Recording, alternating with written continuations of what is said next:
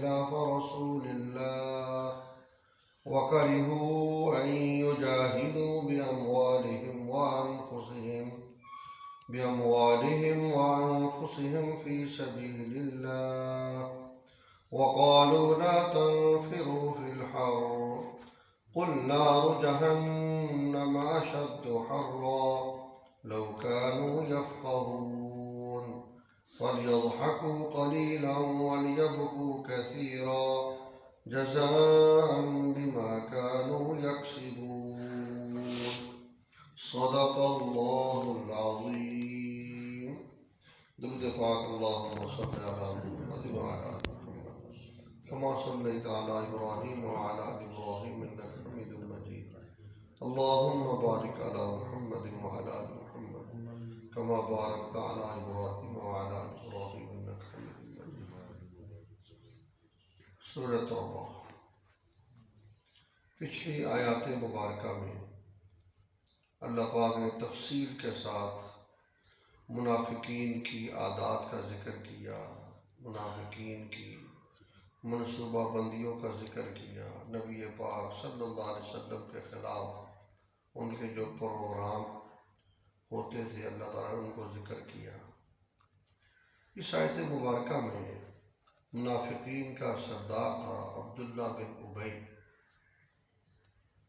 کہتے ہیں کہ دو طرح کے منافق تھے. بعض ایسے منافق تھے کہ جن کی چالوں سے یا ان کے فعل سے عمل سے اندازہ ہو جاتا تھا یہ بندہ بے ایمان ہے. کوئی نہ کوئی ایسی حرکت کرتا تھا کہ دوسرے کہتے یار یہ ایسے کیوں کر رہا. عام لوگ اندازہ لگا لیتے تھے یہ اندر سے کافر ہے.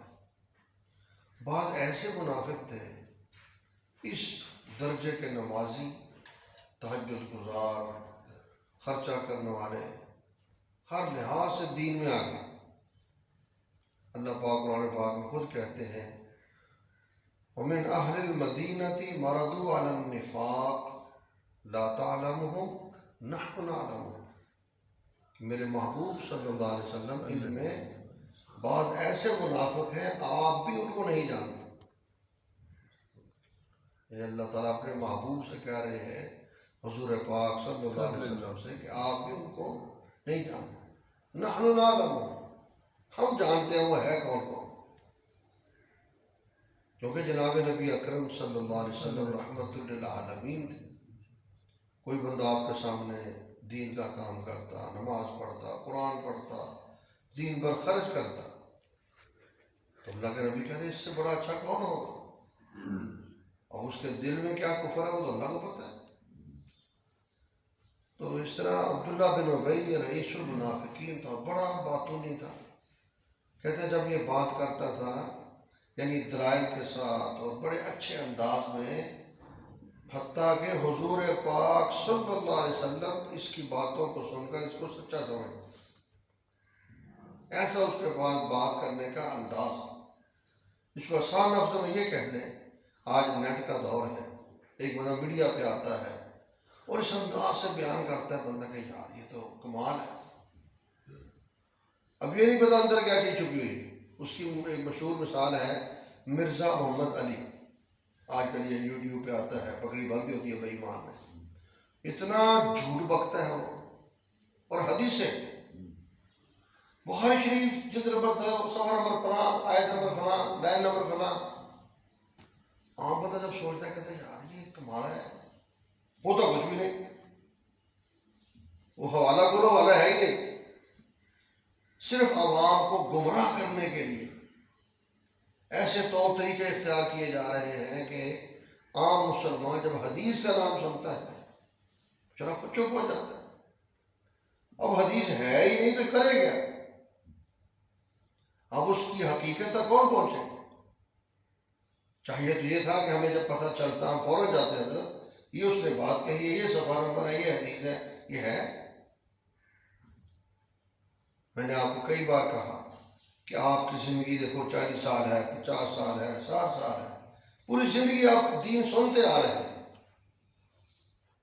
تو بندہ خود چھوڑ دے یار آج تک یہ بات نہیں سنی، آج پہلی دفعہ سنی ہے تو آخر اس کا کوئی ثبوت ہے ایسے؟ کیوں؟ میرا اور آپ کا دین جو ہے یہ آج کا دین نہیں ہے، یہ 1400 سال پرانا دین ہے اور ہم اسی کو مانتے ہیں۔ یہ قرآن آج نازل نہیں ہوا، یہ 1400 سال پہلے نازل ہوا ہے۔ حضور اکرم صلی اللہ علیہ وسلم کے جو فرامین ہیں، ارشادات ہیں، وہ آج نہیں ہے، وہ 1400 سال پہلے کے ہیں۔ ہم اسی حدیث کو مانیں گے، اسی قرآن کو مانیں گے جو 1400 سال پہلے کا ہے، اور اس کا ترجمہ مطلب مفہوم بھی وہ مانیں گے جو 1400 سال کے علماء بیان کرتے آئے ہیں۔ آج اگر بندہ کوئی اپنے آپ کو علامہ فہامہ کہہ کر، جیسے فرد ہاشمی ایک عورت ہے، کبھی آپ نے سنا کہ نہیں، آج کل نیٹ میں بہت چل رہی ہے، خاص کر بیرونی دنیا کے اندر عورتیں بہت سنتی ہیں اس کے کئی مسئلے ایسے ہیں جو سب پورے 1400 سال کے علماء کو کاٹ کے رکھ دیا، یہ ایسے ہے، یہ ایسے ہے، یہ ایسے ہے۔ تو ہمارا دین 1400 سال پرانا دین ہے، اور 1400 سال سے اس کی جو تشریحات ہو رہی ہیں، اس کا جو مطلب اور معنی بیان کیا جا رہا ہے، ہم وہی مانیں گے۔ آج اگر بندہ کو معنی بیان کرتا ہے، ہم اس کو ماننے کے لیے تیار نہیں ہیں۔ اس ایک آدمی کی وجہ سے ہم 1400 سال کے علماء، ائمہ، بزرگان دین کو جھوٹا اور غلط نہیں کہہ سکتے۔ تو عبداللہ بن ابی جو تھا، یہ بہت بڑا بدتونی تھا، بڑا دلائل سے بات کرتا تھا۔ جب یہ اس کا بیٹا تھا کہ اس کا نام عبداللہ تھا، یہ بھی عبداللہ تھا، عبداللہ بن ابی، اس کا بیٹا تھا، اس کا نام بھی عبداللہ تھا، یعنی عبداللہ بن ابی۔ اور عربیوں میں اب بھی یہ عادت ہے کہ وہ دادے کا نام زندہ رکھتے ہیں۔ میں نے وہاں دیکھا دبئی میں، یعنی ہر گھر میں جو بچہ بڑا ہوتا ہے، اس کا اگر بیٹا ہے، اس بیٹے کا نام، دادے کا نام کنفرم ہے۔ مثلا باپ کا نام ہاشم ہے، بیٹے کا نام سعید ہے، اب اس کا بیٹا سعید کا بیٹا ہوگا، اس کا نام، دادے کا نام کیا ہے؟ ہاشم، اس کا نام ہاشم پکا ہے پہلے بیٹے۔ یہ وہاں قانون ہے، قانون کہہ رہے ہیں، ان کا ایک نظام ہے کہ ہم نے دادے کا نام نہیں مرنے دینا۔ ہم تو یہاں ناموں میں جا کے پتہ نہیں کہاں چلے جاتے ہیں، کوئی نیا نام، تو خیر اس طرح نام رکھتے ہیں۔ تو اسی طرح ہمارے مفتی زین العابدین صاحب رحمۃ اللہ علیہ، اب ان کے 4 بیٹے، چاروں کا نام یوسف، پھر پہچان اول، ثانی، ثالث یا پھر چھوٹا، بڑا، درمیانہ، یہ پہچان ہوتی ہے۔ تو عبداللہ بن ابی کے بیٹے کا نام عبداللہ، یہ مسلمان تھے، صحابی تھے، حضور اکرم صلی اللہ علیہ وسلم کے پاس بیٹھے رہتے، تعلیمات حاصل کرتے۔ جب عبداللہ بن ابی کا وقت آیا تو یہ حضور پاک صلی اللہ علیہ وسلم کے پاس آئے، یا رسول اللہ صلی اللہ علیہ وسلم، میں بھی جانتا ہوں میرا باپ منافق تھا، میں کچھ کی تعریفیں نہیں مانتا، مجھے پتا ہے، لیکن تھا تو میرا باپ، تو میں کیا کروں؟ آپ جنازہ پڑھا دیں۔ نبی پاک صلی اللہ علیہ وسلم منافق کا جنازہ نہیں پڑھاتے تھے، جب کھلا پتہ چل جاتا تو آپ جنازہ پڑھا دیں۔ آپ نے 2 کرتے پہنے ہوئے تھے، ایک اوپر ایک نیچے، جو نیچے والا تھا جو آپ کے جسد اطہر کے ساتھ لگا ہوا تھا، اللہ کے محبوب نے وہ کرتا نیچے والا اتار کے دیا، فرمایا اچھا یہ جا کے اپنے ابا جی کے کفن میں ڈال دو۔ برکت ہے، ظاہری بات ہے۔ آج ہم کفن میں مدینے کی زمزم تھوڑا سا چھڑک دیتے ہیں، پانی، ہم کہتے اتنی برکت ہے، تو اللہ کے نبی کا کرتا، سبحان اللہ، دنیا کے سارے ہزاروں، لاکھوں، کروڑوں، اربوں قمیض مل کر اس کا مقابلہ نہیں کر سکتے۔ تو میں یہ جا کے اس کو ڈال دیں، اور میں جنازے کے لیے آتا ہوں۔ نبی پاک صلی اللہ علیہ وسلم جنازے کے لیے تشریف لے گئے۔ توجہ کرنا، جب وہاں پہنچے، عمر فاروق رضی اللہ تعالیٰ وہاں کھڑے ہیں، حضرت آپ جنازہ پڑھیں گے؟ میں ہاں حضرت، منافق کا جنازہ آپ پڑھیں گے؟ اللہ کے نبی چپ رہے۔ پھر عمر فاروق رضی اللہ، حضرت منافق کا صلی اللہ علیہ وسلم، عمر تو مجھ پہ مسلط ہے، میری مرضی میں پڑھاؤں گا۔ چپ ہو کے ٹھیک، میں کہ ہم تو آپ کے شاگرد ہیں، ہم تو آپ کے غلام ہیں، حیرانی کی بات ہے، لیکن خیر آپ نے کہہ دیا آمنا وصدقنا۔ اب ہم آپ سے بحث نہیں کرنا چاہتے کیونکہ آپ دنیا جہان کے سردار ہیں، امام الانبیاء ہیں۔ حضور پاک صلی اللہ علیہ وسلم نے لعاب مبارک نکالا، اس کے منہ پہ لگایا اپنا لعاب دہن اور جنازہ پڑھایا۔ صحابہ نے پڑھا، پیچھے ظاہری بات اللہ کے نبی پڑھ رہے ہیں، صحابہ پیچھے کیسے رہ سکتے؟ جنازہ ہو گیا، دفنا دیا گیا۔ اب اللہ پاک نے یہ آیت نازل کی، توجہ کریں آپ، استغفر لہم او لا تستغفر لہم، اے میرے محبوب صلی اللہ علیہ وسلم آپ ان کے لیے بخشش طلب کریں، او لا تستغفر لہم، یا آپ ان کے لیے بخشش طلب نہ کریں۔ ان تستغفر لہم 70 مرہ، اگر آپ ان کے لیے بخشش طلب کریں 70 مرتبہ، 70 مرہ، فلن یغفر اللہ لہم، یاد رکھو اللہ تعالیٰ کبھی ان کو معاف نہیں کرے۔ یہ ہے اللہ اور نبی کا فرق آگے، اللہ اللہ ہے، نبی نبی۔ دنیا جہان کے سردار پیغمبر ضرور ہیں لیکن وہ خالق ہے، یہ سب کچھ ہونے کے بعد بھی کیا ہے؟ مخلوق ہے۔ اللہ نے کہا ٹھیک ہے آپ نے دعا مانگی، ٹھیک ہے، اگر آپ 70 مرتبہ ہی مانگے اس کے لیے دعا، میں نہیں معاف کروں۔ ہم کہتے ہیں نا محمد کا بکرا چھڑا لے، اللہ کا بکرا چھڑا لے محمد کا بکرا، اس کا کیا کرو گے؟ یا تو اللہ خود کہہ رہے ہیں اپنے پیغمبر کو، آپ دعا کریں نہ کریں 70 مرتبہ کرو، میں نہیں معاف کرتا۔ سادے سے الفاظ ہے۔ پھر آگے فرمایا کیوں؟ ذالک بانہم کفروا باللہ ورسولہ، یہ اس لیے کہ یہ وہ لوگ ہیں جو اللہ کے حکموں کا انکار کرتے ہیں، رسول ہی، اور اللہ کے رسول کے حکموں کا انکار کرتے ہیں۔ بظاہر نماز پڑھ رہے ہیں، قرآن پڑھ رہے ہیں، چندہ بھی دے رہے ہیں، لیکن اندر کیا ہے؟ اندر کفر ہے، اور اللہ تعالیٰ کی نظر کہاں ہے؟ اندر، کہ تیرے باطن میں کیا ہے؟ اللہ کا فیصلہ اس میں ہونا ہے۔ اللہ یہی کہہ رہے ہیں، حالانکہ وہ نماز پڑھتے تھے، پہلی صف میں آ کے بیٹھے ہوتے تھے، لیکن اللہ کہتا ہے مجھے پتہ ہے نا یہ نماز نہیں ہے، پتہ نہیں کس لیے پڑھتے ہیں، ان کے مقاصد کیا ہے؟ اندر کفر چھپا ہوا ہے۔ واللہ لا یہدی القوم الفاسقین، اور اللہ تعالیٰ فاسق فاجر لوگوں کو ہدایت نہیں دیتا۔ فرح المخلفون بمقعدہم خلاف رسول اللہ، یہ بھی منافقین کی عادت ہے۔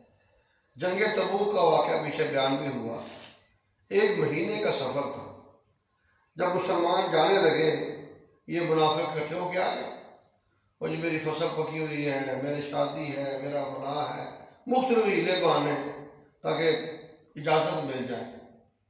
تو اللہ کے نبی نے فرمایا ٹھیک ہے جس کی مجبوری ہے میں کیا کر سکتا، لیکن اندر کفر تھا۔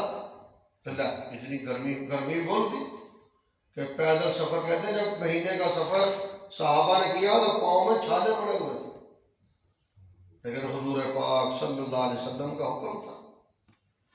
یہ پیچھے رہ گئے ہیلے بانے کر کے، کیا ہوا؟ پیچھے میں خوش چنگا ہوا ہے، بہت بچ گئے ہیں، یہاں سکون کرو آرام سے۔ قرآن کہتا ہے فرح المخلفون بمقعدہم، خوش ہوتے ہیں وہ لوگ جو پیچھے رہ گئے، بمقعدہم، اپنے بیٹھنے کی جگہ پر، اپنے مکانات پر، اپنے پیچھے رہ گئے، خلاف رسول اللہ، رسول اللہ صلی اللہ علیہ وسلم کے پیچھے وہ تو چلے گئے۔ وجہ کیا تھی؟ وَكَرِهُوا أَن يُجَاهِدُوا بِأَمْوَالِهِمْ وَأَنفُسِهِمْ فِي سَبِيلِ اللَّهِ، اور ناپسند سمجھتے تھے یہ لوگ یہ کہ جہاد کریں اپنے مالوں کے ساتھ، اپنی جان کے ساتھ اللہ کے راستے میں۔ اصل بات یہ ہے کہ یہ مال اور جان کے ساتھ جہاد کرنا ان کو ناپسند تھا، اس لیے ہیلے بہانے کر کے پیچھے رہے۔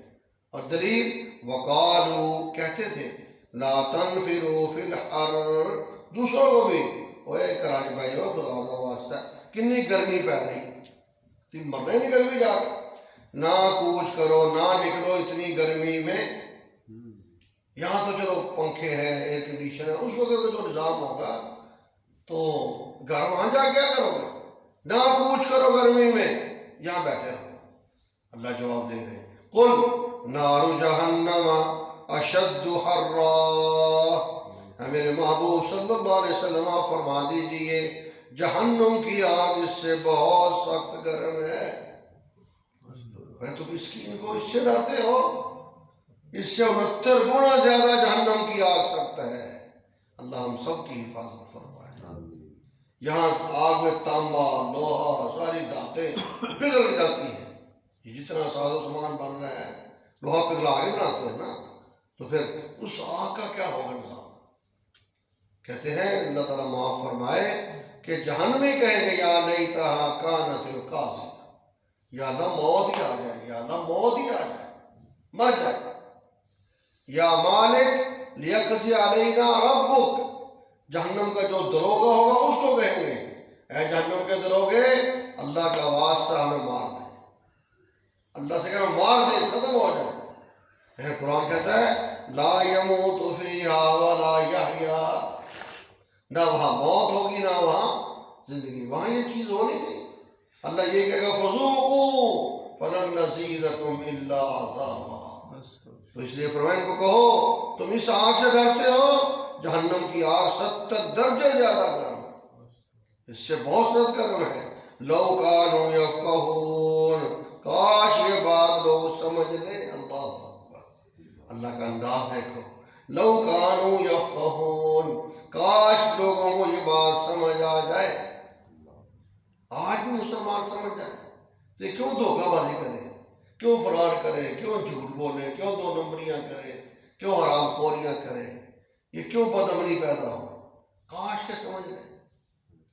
فرمایا فَلْيَضْحَكُوا قَلِيلًا وَلْيَبْكُوا كَثِيرًا، ان کو کہو تھوڑا ہنسا کریں اور زیادہ رویا کریں، ان کو نہیں پتہ ان کے ساتھ کیا ہونے والا ہے، کتنی دیر ہنس لیں گے، 50 سال، 60 سال، 100 سال، یار آخر بہت ہے، پھر وہاں ہمیشہ رونے جا اور کیا کرنا ہے۔ توبہ استغفار کرو، اللہ سے دوستیاں لگاؤ۔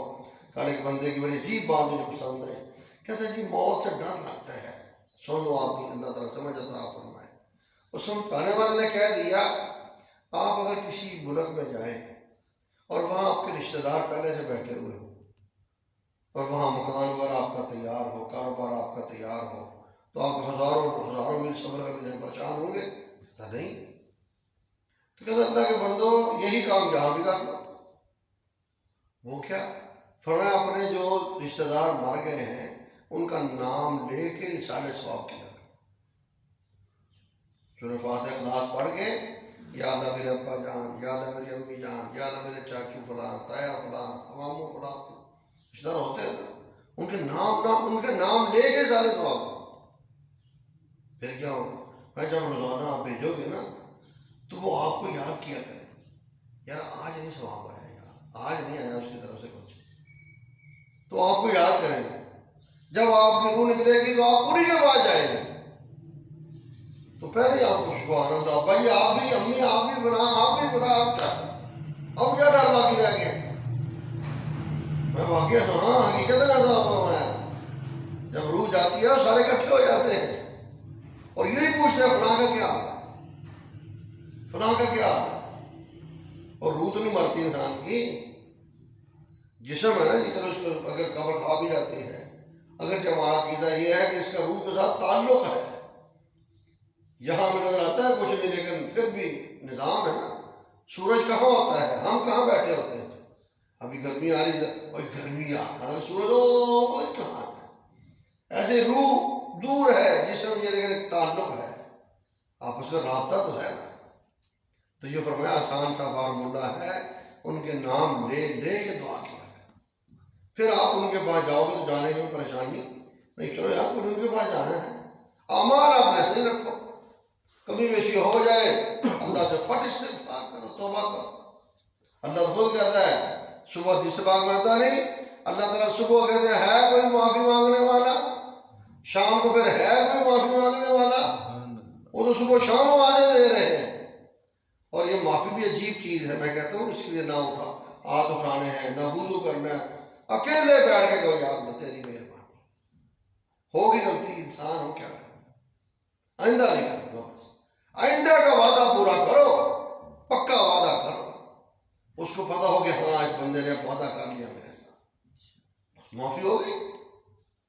کل 2 دن بعد آپ نے کرنا ہے، وہ اللہ کو پتا، آپ کو نہیں پتا. آپ کہ اللہ میں نہیں کرنا، بات نہیں، اب نہیں کروں گا. پہلے ختم ہو گئے، اور جب ختم ہو گئے اب ان کا تذکرہ بھی نہ کرو. کئی مجلس بیٹھے ہو، وہ یار میں نے فلاں بھی کیا، فلاں بھی کیا، خود اقرار مجرم کر کے خود پھر مجرم بن جاتے ہیں. خیر، تو فرمایا تھوڑا ہنسے روئے زیادہ، جزام بما کانوا یکسبون، یہ بدلہ ہے اس کا جو کچھ یہ کرتے رہے. اللہ تعالیٰ سے دعا ہے اللہ مجھے آپ کو قرآن پاک کی سمجھ اور عمل نصیب فرمائے. الحمدللہ رب العالمین والصلاة والسلام علی سید المرسلین. یا اللہ ہمارے حال پہ رحم فرما، ہم سب کی بخشش فرما، ہمارے والدین کی بخشش فرما، عزیز و اقارب کی بخشش فرما، دوست احباب کی بخشش فرما، ہمارے اساتذہ کی بخشش فرما، پوری امت مسلمہ کی بخشش فرما، سچی اور پکی توبہ نصیب فرما. اے اللہ پاک ہمارے بچوں کی بھی حفاظت فرما، ہماری بچیوں کی بھی حفاظت فرما، گھر والوں کی حفاظت فرما. یا الہ العالمین دین پر 100% عمل کرنے کی توفیق عطا فرما. اے اللہ پاک اپنی محبت عطا فرما، حضور اکرم صلی اللہ علیہ وسلم کی محبت عطا فرما، صحابہ اولیاء کی محبت عطا فرما. اے اللہ پاک ہم سب کو مخلص اور موحد اور پکا مسلمان بن کر زندگی گزارنے کی توفیق عطا فرما. کوئی کمی کوتاہی ہو معافی عطا فرما. صلی اللہ تعالی علی خیر خلقہ محمد وآلہ واصحابہ اجمعین. آمین.